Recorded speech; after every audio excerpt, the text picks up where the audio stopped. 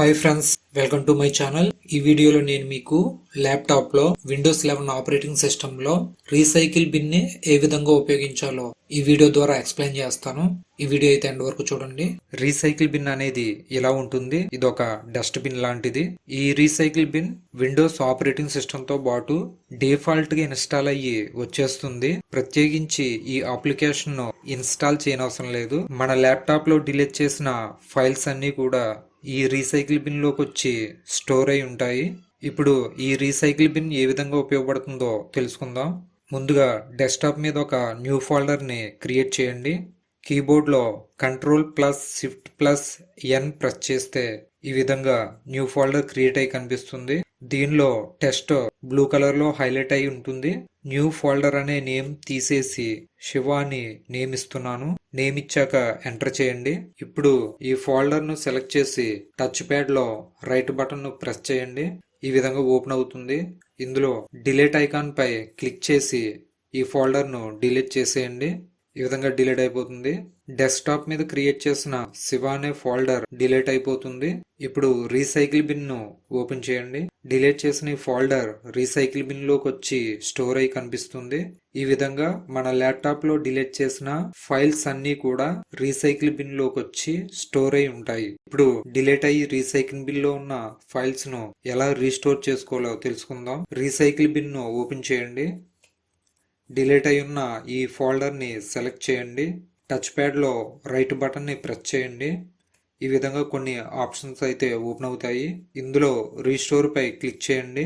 Click చేయగానే మనం ఈ ఫోల్డర్ ని ఏ లొకేషన్ నుండి అయితే డిలీట్ చేసామో ఆ లొకేషన్ లో రీస్టోర్ అవుతుంది. మనం డెస్క్టాప్ మీద ఉన్న ఫోల్డర్ ని డిలీట్ చేసాం కాబట్టి ఈ ఫోల్డర్ డెస్క్టాప్ మీదకి వచ్చి రీస్టోర్ అవుతుంది. ఇప్పుడు ఇలా డిలీట్ చేసిన ఫోల్డర్ ని మనకి కావలసిన లొకేషన్ లో ఎలా స్టోర్ చేసుకోవాలో తెలుసుకుందాం. ఇప్పుడు డెస్క్టాప్ మీద ఉన్న ఫోల్డర్ ని డిలీట్ చేయండి. రీసైకిల్ బిన్ ఓపెన్ చేయండి. ఇందులో డిలీట్ చేసిన ఫోల్డర్ కనిపిస్తుంది. ఇప్పుడు ఈ ఫోల్డర్ ని సెలెక్ట్ చేసి టచ్ ప్యాడ్ లో రైట్ బటన్ ని ప్రెస్ చేయండి. ఇలా కొన్ని ఆప్షన్స్ అయితే ఓపెన్ అవుతాయి. ఇందులో కత్తెర సింబల్ పై క్లిక్ చేయండి.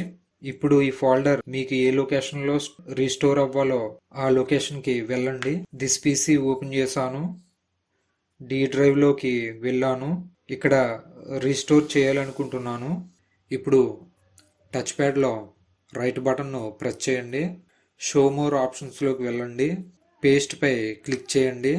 క్లిక్ చేయగానే రీసైకిల్ బిన్ లో ఉన్న శివ ఫోల్డర్ ఇక్కడ రీస్టోర్ అవుతుంది. రీసైకిల్ బిన్ ఓపెన్ చేసి చూడండి. శివ అనే ఫోల్డర్ కనిపించదు. ఈ ఫోల్డర్ను మళ్ళీ డిలీట్ చేస్తున్నాను. రీసైకిల్ బిన్లోకి వచ్చేస్తుంది. ఈ ఫోల్డర్ యొక్క సైజ్ ఎంత, ఈ ఫోల్డర్ ఎప్పుడు క్రియేట్ చేశారు, ఎప్పుడు డిలీట్ చేశారు అనే డీటెయిల్స్ అన్నీ కూడా తెలుసుకోవాలి అంటే ఈ ఫోల్డర్ పై రైట్ క్లిక్ చేసి ప్రాపర్టీస్ పై క్లిక్ చేయండి.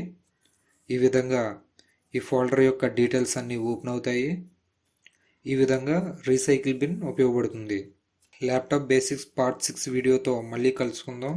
ఈ వీడియో కనుక మీకు ఉపయోగపడింది అనుకుంటే లైక్ చేయండి, షేర్ చేయండి, కామెంట్ చేయండి. ఇలాంటి మరిన్ని వీడియోస్ కోసం మన ఛానల్ను సబ్స్క్రైబ్ చేసుకోండి.